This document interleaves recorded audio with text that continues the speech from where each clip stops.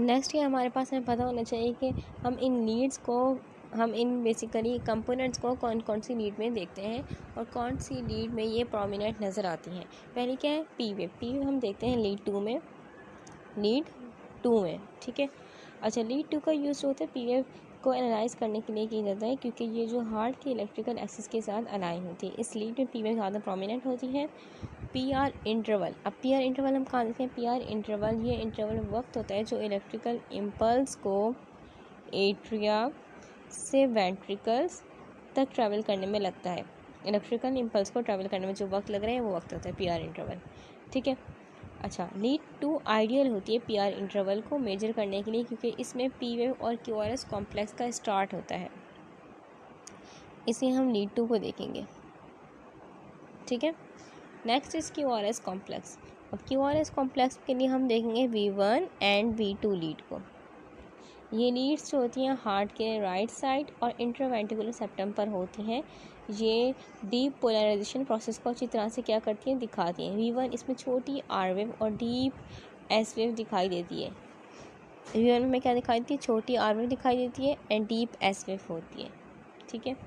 जबकि V2 में क्या होता है, मैं लिख लेते हैं, स्मॉल हमें क्या दिखाई देती है,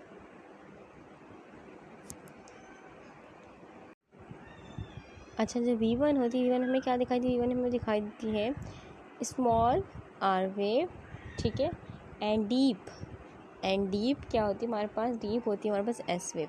देखिए V2 हमें दिखाई थी, V2 में क्या होता है, V2 V1 से मिलती जुलती होती है, लेकिन इसमें क्या होता है R वेव थोड़ी बड़ी होती है, R वेव क्या होती है, थोड़ी बड़ी होती है इसके मुकाबले में, V1 के मुकाबले में, ठीक है। अब ये लीड्स हार्ट के लेफ़्ट और राइट साइड पे लगी होती हैं और लेफ़्ट वेंट्रिकल के लेटरल वॉल का क्लियर व्यू देती हैं। नेक्स्ट हमारे पास है V5 एंड V6। तो V5 ये लीड्स हार्ट के लेफ़्ट साइड पर होती हैं, V5 V6, और क्या करती हैं, लेफ़्ट वेंट्रिकल के लेटरल वॉल का क्लियर व्यू देती हैं, ठीक है। अब V5 और जो V6 होती है, इन लीड्स में यूजुअली बड़ी R वेव होती हैं और छोटी S वेव होती हैं, छोटी स्मॉल S वेव होती हैं, ठीक है, जो लेफ़्ट वेंट्रिकल के थिक मायोकार्डियम का डीप पोलराइजेशन दिखाती हैं। जबकि V1 और V2 में कैसी थी, स्मॉल R वेव थी एंड डीप S वेव थी। जबकि V5 और V6 में क्या होंगी, बड़ी R वेव होंगी और छोटी S वेव होंगी। ये सारी V1 V2 V5 V6 ये सारी हम लीड देखते हैं QRS कॉम्प्लेक्सेस के लिए। नेक्स्ट हमारे पास है ST सेगमेंट और टी वेव। ST सेगमेंट यानी कि और टी वेव, इसके लिए कौन सी लीड को फॉलो करते हैं, पेरिकार्डियल लीड्स यानी कि V1 से लेकर V6 तक, ठीक है, उनको देखेंगे हम। ये लीड्स जो होती हैं ST सेगमेंट और टी वेव में चेंजेस को आइडेंटिफाई करने के लिए बहुत ज़रूरी होती हैं, जो मायोकार्डियल इस्कीमिया या इन्फ्रक्शन को इंडिकेट कर सकती हैं। V1 V3 में एंटीरियर वॉल के चेंजेस दिखाती है। V1 से V3 में क्या दिखाती है, एंटीरियर वॉल यानी कि बाहर की वॉल की चेंजेस क्या क्या हो रही हैं हार्ट में, वो दिखाती है। एंड V4 हमें दिखाती है कि apex of heart change, apex यानी कि किनारा, फॉर एग्जांपल ये हार्ट है तो ये एपेक्स है, तो एपेक्स ऑफ हार्ट चेंज की दिखाती है चेंजेस। क्योंकि V5 और V6 हमें दिखाती है लेटरल वॉल की चेंजेस, अंदर की दीवार की चेंजेस, ठीक है। अब हमारे पास और क्या है, इन्फीरियर लीड्स यानी कि 2 और 3 और AVF, ये लीड्स हार्ट के इन्फीरियर सरफेस को दिखाती हैं, 2 3 और AVF ये सारी। ST सेगमेंट एलिवेशन या डिप्रेशन इन लीड्स में इंफीरियर मायोकार्डियल इन्फ्रक्शन, इन लीड्स में ST सेगमेंट एलिवेशन या फिर डिप्रेशन क्या दिखा सकता है हमें, इंफीरियर मायोकार्डियल इन्फ्रक्शन या इस्कीमिया को इंडिकेट कर सकता है, ठीक है। यानी कि ST सेगमेंट के लिए हमें किन किन लीड को देखना है, V1 से लेकर बेसिकली पूरा V6 तक and lead 2 and lead 3 and AVF। अभी जब मैंने लीड देखी, लीड V1 से लेकर V6 तक and lead 2 lead 3 lead AVF, तो इन सब में अगर हमारे पास क्या हो रहा है, अगर टी वेव में क्या हो रही है, चेंजेस हो रहे हैं, तो वो भी इस्कीमिया या फिर कार्डिक कंडीशन को इंडिकेट कर सकते हैं। यानी कि ST सेगमेंट एक तो ख़राब है और ऊपर से क्या है, टी वेव में तब्दीली आ रही है, तो ये किसको बेसिकली कार्डिक कंडीशंस इंडिकेट कर सकती है। अब जो लिम लीड होती है हमारे पास, यानी कि लीड 1 लीड 2 लीड 3, लीड 1 जो होती है, लीड 1 हमें दिखाती है लेफ़्ट वेंट्रिकल का लेटरल व्यू दिखाती है, लेफ़्ट वेंट्रिकल का लेटरल व्यू दिखाएगी। हमें लीड 3 क्या दिखाती है, लीड 3 दिखाती है लीड 2 से मिलती जुलती व्यू दिखाती है, लेकिन थोड़ा सा अलग एंगल से, जो कि क्या दिखाती है, इंफीरियर वॉल का असिस्मेंट करने के लिए यूज़ होती है, इन्फीरियर वॉल का असिस्मेंट करने के लिए यूज़ होती है। Next is AVR। AVR हमें क्या दिखाती है? AVR हमें दिखाती है राइट एट्रियम की तरफ ओरिएंटेड होती है। AVR क्या होती है? राइट एट्रियम को दिखाती है बेसिकली, ज़्यादा डिटेल एनालिसिस के लिए यूज़ होती है। राइट एट्रियम की तरफ ओरिएंटेड होती है, ज़्यादा डिटेल एनालिसिस के लिए कम यूज़ होती है, लेकिन राइट हार्ट और ओवरऑल हार्ट एक्टिविटी का ग्लोबल पर्सपेक्टिव देती है ये AVR। Next is AVL। AVL हमें क्या दिखाती है? AVL हार्ट के लेफ्ट लैटरल एस्पेक्ट को फोकस करती है, ठीक है। एंड AVF में क्या दिखाती है? इंफीरियर वॉल का व्यू देती है, यानी कि लीड 2 और लीड 3 जैसा, ठीक है। अब क्या करना होता है हमें? हमारे पास जो होती है लीड्स जो होती हैं, हर लीड को एनालाइज करना बहुत ज़रूरी होता है, ठीक है। वेव फॉर्म्स और इंटरवल्स में, किसके लिए? एबनॉर्मेलिटीज़ को चेक करने के लिए सिमेट्रिकल अप्रोच इन्वॉल्व करती है इसमें। फॉर एग्जांपल पी का हमें क्या देखना है? पी वेव की शेप कैसी है? पी वेव जो दिख रही है हमें, पी वेव, इसकी शेप देखनी होती है, शेप, साइज़, टाइमिंग के लिए चेक करना होता है इसको। PR इंटरवल के लिए हमें देखना होता है कि ड्यूरेशन और कंसिस्टेंसी को मेजर करना होता है। QRS कॉम्प्लेक्स को, यानी कि हर पी वेव के बाद कि PR इंटरवल है ये नहीं है, मतलब इन सब चीज़ों को चेक करना होता है। एंड QRS कॉम्प्लेक्स का ड्यूरेशन, एम्पलीट्यूड और मॉर्फोलॉजी वगैरह शक्ल देखनी होती है। ST सेगमेंट का को एलिवेशन या फिर डिप्रेशन के लिए क्या करना होता है? हमने एग्जामाइन करना होता है। T वेव की शेप और टाइमिंग को क्या करना होता है? एनालाइज करना होता है। QT इंटरवल को ओवरऑल ड्यूरेशन के लिए मेजर करना। कुछ पैथोलॉजिकल इंडिकेटर्स हमारे पास है।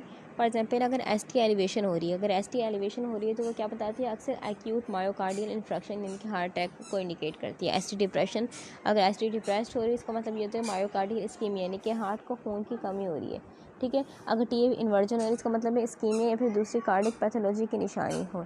प्रोलॉन्ग QT इंटरवल इसका मतलब है एरिथमियास का रिस्क इंडिकेट कर सकती है।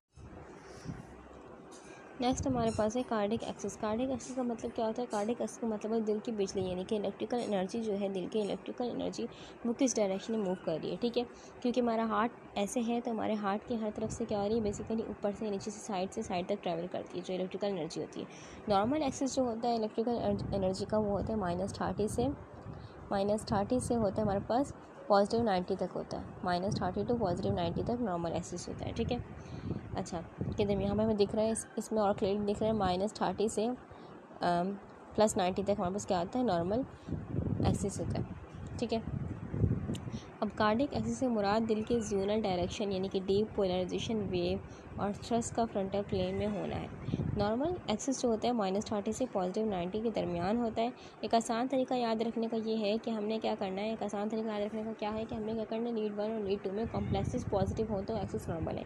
फॉर एग्जांपल हमारा लीड 2 है, लीड 1 है एंड दिस इज़ लीड 2, तो लीड 1 लीड 2 में जो हमारा कॉम्प्लेक्सेस होंगे वो पॉजिटिव होंगे, यानी कि बेस लाइन के ऊपर होंगे, ठीक है। इस तरीके से पॉजिटिव वेव का मतलब होता है कि ECG में वेव जो होंगी ऊपर की तरफ होंगी, ठीक है। अगर लीड 1 और लीड 2 में वेव्स क्या हैं? ऊपर की तरफ है, तो हमारा हम समझ जाएंगे कि हमारा क्या है? हमारा नॉर्मल एक्सिस है। हाँ, जैसे कि हमें यहाँ दिख रहा है कि लीड 1 लीड 2 में क्या है? हमारी जो वेव है ये जो ऊपर की तरफ है, नीचे नहीं है। यानी कि फॉर एग्जाम्पल हमारा QRS नीचे हो तो फिर वो मसला हो जाएगा, लेकिन हमारे यहाँ पर ऊपर की तरफ है, इससे हम क्या समझ जाएंगे? हमारा नॉर्मल एक्सिस है। बाकी लीड्स में वेव का पॉजिटिव या नेगेटिव होना एक्सिस के मुताबिक फ़र्क हो सकता है, मगर लीड 1 और लीड 2 में वेव जो होती है हमारे पास पॉजिटिव होती है। तो दिल का हम ये मान लेते हैं कि हमारा लीड 1 और लीड 2 में पॉजिटिव होंगे, तो हम कह सकते हैं कि हमारा जो एक्सिस है, दिल का एक्सिस नॉर्मल रेंज में होता है। ये भी ज़रूरी नहीं कि बाकी लीड्स में क्या हो, सिर्फ नेगेटिव वेव्स ही हों। हर लीड्स अपनी स्पेसिफिक एंगल के मुताबिक डिफरेंट वेव शो करती है। असल फोकस सिर्फ लीड 1 और लीड 2 पे होता है एक्सिस को चेक करने के लिए। दिल के एक्सिस से मुराद क्या है कि दिल की इलेक्ट्रिकल एक्टिविटी का एक स्पेसिफिक डायरेक्शन में मूवमेंट। नेक्स्ट हमारे पास है right axis deviation. Right axis deviation का मतलब क्या होता है कि राइट एक्सिस डेविएशन का मतलब होता है कि दिल की जो इलेक्ट्रिकल एक्टिविटी का डायरेक्शन जो है नॉर्मल रेंज से हट गया है। नॉर्मल रेंज क्या थी? -30 से +90, ठीक है। तो ये उस रेंज से हट गया और क्या हो गया? राइट साइड पे शिफ्ट हो गया। फॉर एग्जांपल ये तब होता है कि जब कार्डिक एक्सिस जो है +90 से 180 के दरमियान होता है। फॉर एग्जांपल यहाँ दिख रहा है हमें +90 से 180 के दरमियान इतना हो गया, तो हम इसको बोलेंगे बेसिकली क्या बोलेंगे? राइट एक्सिस डेविएशन, यानी कि जो हमारा हार्ट है वो राइट, इसकी इलेक्ट्रिकल एक्टिविटी राइट की तरफ शिफ्ट हो रही है, ठीक है। अगर हम इसे सही समझे तो हम इस तरीके से समझ सकते हैं कि राइट एक्सिस डेविएशन कब होता है कि जब कार्डिक एक्सिस +90 से 180 के दरमियान हो सकता है, ठीक है। अब इसमें क्या हम किस तरीके से चेक कर सकते हैं कि हमारी जो लीड वन होगी, लीड वन हमें क्या पता है क्या होनी चाहिए, लीड वन और लीड टू क्या होनी चाहिए, यानी कि पॉजिटिव होनी चाहिए, यानी कि बेस लाइन के ऊपर होनी चाहिए। जबकि इसमें क्या होगा, लीड वन हमारी नेगेटिव हो जाएगी, यानी कि डाउनवर्ड शिफ्ट हो जाएगी। ठीक है, तो हम समझ जाएंगे कि मैं क्या है, राइट एक्सिस डेविएशन है। ठीक है, अच्छा, लीड वन में कॉम्प्लेक्स नेगेटिव की तरफ शिफ्ट हो जाएंगे। ठीक है, और फिर क्या होता है हमारे पास के ना, राइट एक्सिस की आम वजूहात क्या क्या है। पहला क्या है, left right ventricular hypertrophy. Right ventricular hypertrophy का मतलब क्या होता है, जब दिल का राइट वेंट्रिकल जो है, जब दिल का फॉर एग्जाम्पल हमारे पास हार्ट है तो राइट वेंट्रिकल क्या हो जाए, दिल का बड़ा हो जाए। ठीक है, anterior lateral myocardial, anterior lateral myocardial का मतलब क्या है, दिल के आगे वाली साइड और आगे और साइड वाले हिस्से में हार्ट अटैक हो गया, आगे और साइड वाले हिस्से में क्या हो गया, हार्ट अटैक हो गया। नेक्स्ट इज, अच्छा नेक्स्ट क्या हमारे पास, नेक्स्ट हमारे पास है कि पल्मोनरी एम्बोलिज्म। पल्मोनरी एम्बोलिज्म का मतलब है जब फेफड़ों में क्या, फेफड़ों में रगों में खून का क्लॉट बन जाता है, फेफड़ों में फिर रगों में क्या हो जाता है, खून का क्लॉट बन जाता है। ठीक है, next is left posterior hemiblock. Left posterior hemiblock का मतलब क्या होता है कि दिल की लेफ्ट साइड पे इलेक्ट्रिकल पाथवे का ब्लॉक हो जाना, लेफ्ट साइड पे इलेक्ट्रिकल पाथवे का ब्लॉक हो जाना। Next is Wolff Parkinson syndrome. Wolff Parkinson syndrome में क्या होता है, हमारे पास एक जेनेटिक कंडीशन में क्या होता है, दिल के इलेक्ट्रिकल सिग्नल्स एबनॉर्मल तरीके से वेंट्रिकल तक पहुँच जाते हैं, यानी कि एक एक्स्ट्रा पाथवे बन जाता है, जल्दी वाला पाथवे। ठीक है, बन जाता है। ठीक है, यहाँ पर हमें क्लियरली दिख रहा है कि राइट एक्सिस डेविएशन में क्या होती है, लीड वन वैसे आमतौर पर नॉर्मल क्या है, पॉजिटिव पॉजिटिव, जबकि राइट एक्सिस डेविएशन में क्या होगा, राइट एक्सिस डेविएशन में होगा कि लीड वन नेगेटिव हो जाएगी, लीड टू पॉजिटिव ही रहेगी। अच्छा, अब जो राइट एक्सिस डेविएशन को डिटेक्ट करने के लिए लीड वन और लीड टू दोनों की रीडिंग को कंसीडर करना बहुत ज़रूरी होता है। लीड वन जो कि राइट एक्सिस डेविएशन के केस में क्या होती है, नेगेटिव होती है। ठीक है, नेगेटिव होती है, और लीड टू पॉजिटिव होती है, होने की वजह से एक्सिस डेविएशन राइट की तरफ शिफ्ट होता है। लेकिन सिर्फ लीड वन का मेंशन किया जाता है, क्योंकि अगर लीड वन की ओआरएस कॉम्प्लेक्स नेगेटिव है तो राइट एक्सिस डेविएशन का सस्पिशियस बढ़ जाता है, और लीड टू के रिजल्ट को हम कंफर्मेटरी टेस्ट के तौर पर यूज़ किया जाता है। अब जो बच्चों की ईसीजी होती है उसमें क्या होता है, हमारे पास न्यू बॉर्न बेबीज़ की कार्डिक एक्सिस जो होती है +30 से, बेसिकली +30 से हमारे पास होती है, नॉट -30, +30 से हमारे पास होती है, दिस वन इज +30, तो बेसिकली +30 से होती है 190 +90 190 के दरमियान। ये -30 है ना, -30 नहीं बल्कि +30 से 190 के दरमियान होती है, +30 से +190 के दरमियान होती है, कि डिग्री के बीच में होती है। ये एंगल टाइम के अंदर बढ़ता रहता है, और क्या होता है, और बच्चे जब बड़े होने के बाद लेफ्ट एक्सिस की तरफ शिफ्ट होना शुरू होता है। मतलब कि हम बोल सकते हैं कि पैदा होने के बाद कार्डिक एक्सिस जो होते हैं ज़्यादा राइट साइड पे होता है, और जैसे बच्चे बड़े होते हैं ये एक्सिस धीरे धीरे क्या होता है, लेफ़्ट की तरफ मूव करता रहता है। जब एक बच्चे का ईसीजी हम देखते हैं तो उसकी कार्डिक एक्सिस एक पार्टिकुलर रेंज में होती है, यानी कि न्यू बॉर्न बेबीज़ में कार्डिक एक्सिस टिपिकली +30 से +190 की डिग्री के बीच में होती है। ये रेंज ज़्यादा ब्रॉड होती है, क्योंकि न्यू बॉर्न बेबीज़ की हार्ट और चेस्ट के स्ट्रक्चर अभी फुली डेवलप नहीं हुए होते, इस वजह से उनका ऐसे होता है। ठीक है,